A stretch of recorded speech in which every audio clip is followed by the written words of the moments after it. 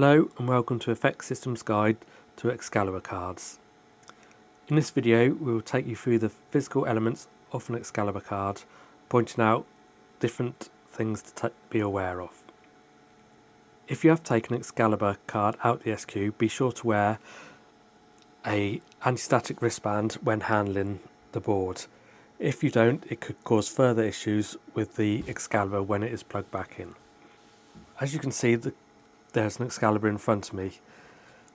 On the left hand side is the fan unit, and if I turn over to the underside of the board, we can see there are three different fans in there connected to the Excalibur card by these cables. As with the Avalon, these cables can become caught up when ejecting the card using these handles. Please make sure they are fully connected before replugging back into the system.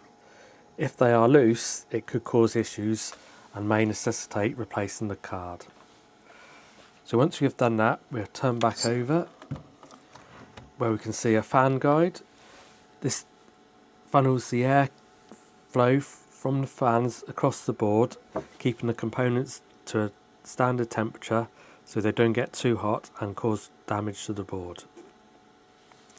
Next, there's a battery, which, like a motherboard battery on a PC, now enables the processor to keep its settings. There's no need to do much of this, as your systems are normally used 24 hours a day. Loss of power would be the only thing to affect this battery. Next to it is an iButton. This is what is used to lock the passwords to. I can take it out, and underneath there's a serial number in the middle. This is what's need to be quoted if you have any new licenses or replacement licenses of what you have got. This number can also be seen on the web page, so you may get it from there rather than taking it off the iButton itself. Then we can see some cables. This is for the reference and the power to the Ref LT card on the back of the crate. This ref is taken onto the Excalibur and then passed through to the rest of the cards to make sure it's synced up throughout the crate, involving Avalons, the Excalibur, etc. Next you can see the COMI module. This is the main CPU processor. It is very similar to a motherboard processor, and that has BIOS settings which can be set. There are two types of this. This is the latest one, which is mainly grey, but a previous version here looks fairly different. It's got brass elements, but don't be afraid, they are very similar and it doesn't matter which one you have. Finally, there are the connectors out to the highway where the ref is going, and also the connections to the board highway, which now allows contact to the rest of the crate. One thing I will show you is underneath this cover. If I remove it, there are three screws. 1, 2,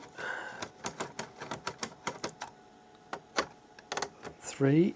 Make sure they are fully loose before you try to remove the cover.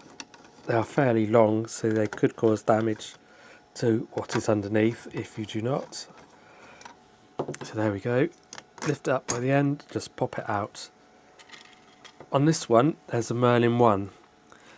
This is to enable thumbnails on the live touch server. If you haven't got one, don't worry, you may have an SQ which does not need them. But if you have thumbnail issues with a live touch server, this is where they are created. I will place the cover back on, and that should finish our talk on Excalibur cards.